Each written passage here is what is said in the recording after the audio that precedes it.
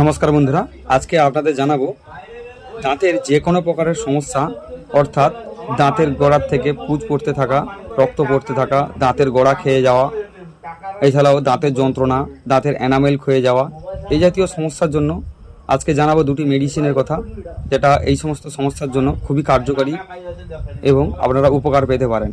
প্রথম নম্বর যে মেডিসিনটির কথা বলবো সেটি হলো মার্কসল। যে কোনো প্রকারের এই দাঁতের সমস্যাগুলো রাত্রি যদি বৃদ্ধি পায়, তাহলে আপনারা এই সমস্ত পজিশানে মার্কসল মেডিসিনটিকে ব্যবহার করতে পারেন। এই মার্কসল মেডিসিনটি আপনারা 30 CH পজিশন নিয়ে সারাদিনে 3 টাইম সকাল, দুপুর, রাত্রে 1 চামচ জলের সঙ্গে 2 ফোঁটা করে দিয়ে খেতে পারেন।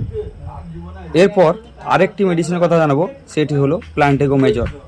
প্লান্টেগো মেজর মেডিসিনটিকে আপনারা মাদার টিংচার ফর্মে নিয়ে সারাদিনে 3 থেকে 4 টাইম পর্যন্ত অল্প উষ্ণ গরম জল নিয়ে তার সঙ্গে 5 থেকে 7 ফোঁটা পর্যন্ত ফেলে দিয়ে এই জলটাকে নাড়িয়ে নেবেন। তারপর এই জলটিকে কুলকুচি বা গার্গিল করতে পারেন।